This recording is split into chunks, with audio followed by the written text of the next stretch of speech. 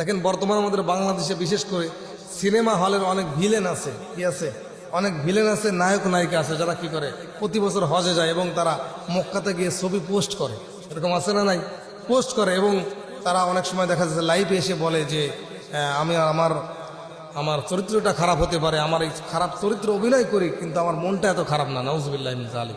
যার মন ভালো সে কখন ওই কাজ করতে যাবে বলেন? যার মনটা ফ্রেশ, যার মন ভালো, আল্লাহর ভয় যার মধ্যে আছে, সে সিনেমা হলে যাবে, নায়ক হতে যাবে, নায়িকা হতে যাবে?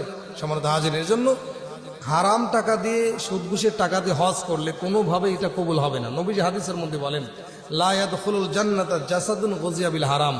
যেই মানুষের দেহটা হারামের দ্বারা লালিত পালিত হয়, সুদ ঘুষ হারাম ইনকামের দ্বারা লালিত পালিত হয়, এই দেহটা কখনো জান্নাতে যাবে না। এখানে একটা বোঝার বিষয় যে হারামের দ্বারা আমার যদি দেহটা লালিত পালিত হয়, মানে আমার দেহের মধ্যে হারাম ইনকাম যায়, আমি যদি হারামের টাকার খাদ্য আহার করে খাই, তাহলে আমার দেহটা কোথায় যাবে না? জান্নাতে যাবে না। তাহলে আমার দেহ যদি হারামের স্পর্শ থাকার কারণে জান্নাতে না যায়, তাহলে হজ হবে? হজ তো ইসলাম ফরজ বিধান। হারাম থেকে বেঁচে থাকাও কি ফরজ, হালাল ইনকাম করাও কি ফরজ। তলাবু কাসবিল হালালি ফারিদাতুন বাদাল ফারিজা। নবীজি বলেন যে হালাল ইনকাম করা, হালাল কাজ করা একটা ফরজ, এটাও কি ফরজের পরে আর একটা ফরজ। সুতরাং হজ যেমন ফরজ, হালাল ইনকাম করাও কি ফরজ। হজ যেমন ফরজ, হারাম থেকে বেঁচে থাকাও কি ফরজ। এই জন্য আমার ভাইরা যারা সুদ ঘুষের মধ্যে জড়িত আছেন, আপনারা তওবা করেন, ভালো হয়ে যান। রিজিকের মালিক আল্লাহ, এটা বিশ্বাস করেন। যদি করেন তাহলে আল্লাহ আপনাকে অবশ্যই হালালের মধ্যে বরকত দান করেন। এই জন্য কোনো ব্যক্তি যদি হারামের মধ্যে লিপ্ত থাকে, নবীজি বলেন তার কোনো ইবাদত কবুল হয় না। কোনো ব্যক্তি যদি হারাম খানা খাওয়ার পরে নামাজে দাঁড়ায়, তার নামাজ হবে না। কোনো ব্যক্তি যদি হারাম খানা দিয়ে ইফতারি করে, সাহারি খানা করে, তার রোজা হয় না। এই জন্য হারাম টাকা দিয়ে আপনি জাকাত দিলে জাকাতও হবে না। হারাম টাকা দিয়ে, ঘুষের টাকা দিয়ে, সুদের টাকা দিয়ে আপনি যা কিছু করেন না কেন, কি হবে না? কোনো লাভ হবে না। আজকে আমাদের মধ্যে অনেকে আছে যে বারবার হজে যায় বা বিভিন্ন মাহফিলে লক্ষ লক্ষ টাকা দান করে, খোঁজ নিয়ে দেখা যায় তার অধিকাংশ টাকার ইনকাম সোর্স কি? হারাম।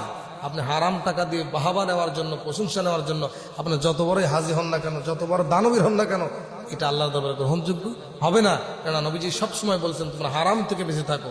যে ব্যক্তি হারাম খানা খায়, হারামের দ্বারা নিজের দেহ লালিত পালিত হয়, এই দেহটা আল্লাহর দরবারে কবুল হয় না, এই দেহটা আল্লাহর জান্নাতে যাবে না।